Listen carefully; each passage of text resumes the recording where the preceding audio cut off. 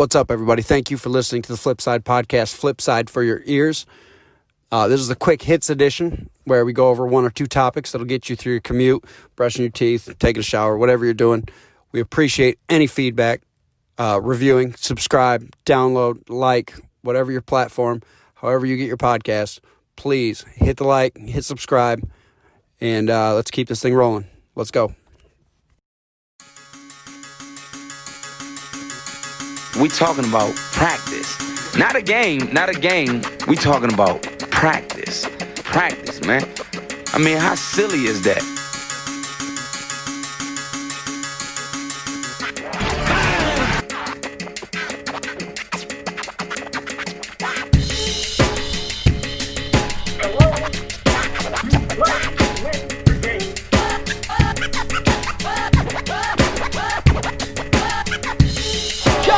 Just a bit outside.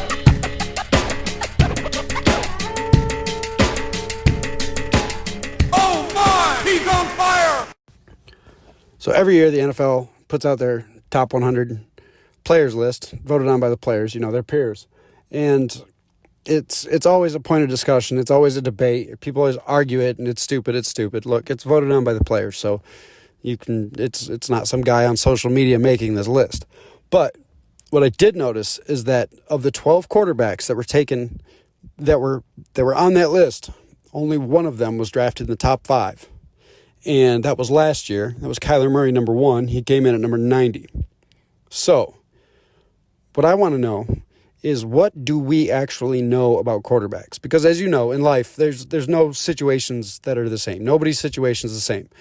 No quarterback situation is the same. And it's a trend, because if you look at the last 10 years, not counting this year because we don't know what Joe Burrow or Tua's fates are. They were top 5 picks in this year's draft.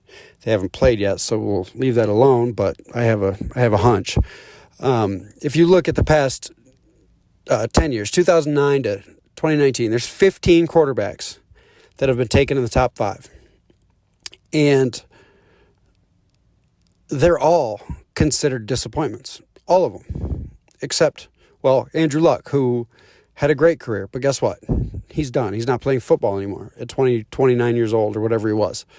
So another trend that I noticed in this list of the top 5 picks was that they're all picked by historically bad franchises, unless it's a pick that a team came from the back and traded up for, or they've been traded to somewhere else. But we had Ryan Tannehill on the list. He was a top. He was 7th or 8th overall, but he went to Miami and he was considered a bust after 6 years. People thought he couldn't play. It wasn't until he got traded to a system that fit him to where he really got to shine, and now he's on the NFL top 100 list. Dak Prescott, Pat Mahomes, Russell Wilson, Lamar Jackson. Lamar Jackson was the 32nd overall pick by the Ravens. Mahomes was 10th, and that was a trade up. He was projected to go 24th, 25th. Dak Prescott's a 4th rounder. Tom Brady was a 6th round, 199th, famously. Drew Brees is a 2nd round pick. And not only that, but Drew Brees got drafted by the San Diego Chargers, who were a bad franchise. They're poorly coached and didn't have a ton of success to that point. And 2-3 years later, they have Marty Schottenheimer, who's one of the best talent evaluators that there is. And he came in and traded Drew Brees, drafted Phillip Rivers, not in that order, drafted Phillip Rivers, and then traded Drew Brees. So that tells me that they didn't think that Drew Brees was as good as Phillip Rivers. And Schottenheimer's not wrong about these things. He gets paid a lot of money to evaluate talent. And he traded Brees to the Saints, who had a good offensive system right when Brees got there. Is there anybody that would argue that Drew Brees is better than Phillip Rivers, or that Phillip Rivers is better than Drew Brees? Probably not. But if you think about it, are you really sure that he's not? because we don't know. Because Phillip Rivers has been better than Drew Brees. Until he got to the pros, Phillip Rivers was better than Drew Brees at every level. Dak Prescott, he was a 3-star prospect coming out of high school. He's a 4th-round pick coming out of college. And now he's trying to become one of the highest paid quarterbacks, and people argue that he's in the top 5 in the NFL. When did Dak Prescott become better at football than guys like Matthew Stafford or Sam Darnold or Matt Ryan? Because these guys have been better throughout. Carson Palmer was a highly touted high schooler, the top pick in the draft. All these guys that people put on the top of this list have gone to situations that are advantageous. I mean, Kansas City was a playoff team. They drafted Mahomes. He sits for a year. Aaron Rodgers sat behind Brett Favre. They were a playoff team. Dak Prescott went to the Cowboys. They had pieces in place. Romo. Prescott probably wouldn't have seen the light of day for another year or two had Romo not got hurt. But the point I'm trying to make is, at what point, well, let's say Matthew Stafford is a 5-star high school recruit, goes to Georgia.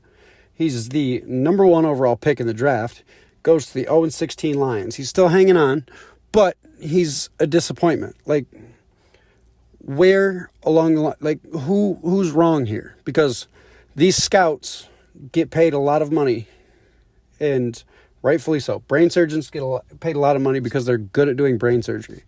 Scouts get paid a lot of money because they're good at scouting talent. So the high school scouts got it wrong. The NFL scouts got it wrong, and Stafford's just not good. But they get it wrong all the time, apparently, right? How can somebody get so many things wrong so often? How can one profession be that wrong that often? And I mean, you look at what Dak Prescott has played with versus what Carson Palmer or Stafford or Sam Darnold have had to play with. Like, Dak Prescott's had one of the best offensive lines I've ever seen. He's got an all-world running back in Ezekiel Elliott, weapons, and a defense that can get him the ball back. Those other guys have never had that. That's because they went to situations where the team was bad, the franchise is bad, it's poorly run, and these teams, Detroit, Cincinnati, Miami, Cleveland, the Jets, they're trying to either put a Band-Aid or find a savior, or they're trying to sell jerseys and sell tickets. Because quarterbacks sell jerseys, quarterbacks sell tickets. But if you don't protect your quarterback, if you don't get pieces around your quarterback, they're doomed. I mean, David Carr was a 1st overall pick for the Texans. They didn't have any offensive linemen, not even a good one. And he got hit a lot, and it shortened his career. But these teams are just, they're not put together. They're not ready for a quarterback. I'm not saying that a quarterback is not the most important position on the field. I believe it is. But it can't be your first piece to a rebuild. It cannot. Because it shortens careers, it costs a lot of money, and it's not good in the long run. And I just question everything that people say about the quarterback position, because none of their situations are equal. I mean, if you look at what the media says, or the people on social media, they make lists, they rank quarterbacks, they do this, and ESPN has personalities that'll argue these things, or analysts, or whatever they are. A lot of these guys, the analysts on the major sports markets, are people like Stephen A. Smith. And Stephen A. Smith is very good at what he does, and he's in his position for a reason. But he doesn't watch any more football than a football fan. He doesn't watch it differently. He doesn't know more things he doesn't see a different game. He's not an expert on football. He's paid to debate. He has an agenda.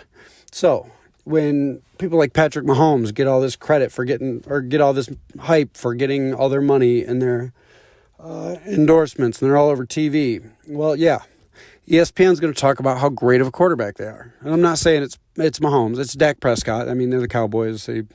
They're a huge fan base. But they have an agenda. I mean, ESPN covers football. They have Monday Night Football. Well, guess what? They want ratings. And if the best quarterback, the quote-unquote best quarterbacks in the world are playing on their network, then that looks good on them.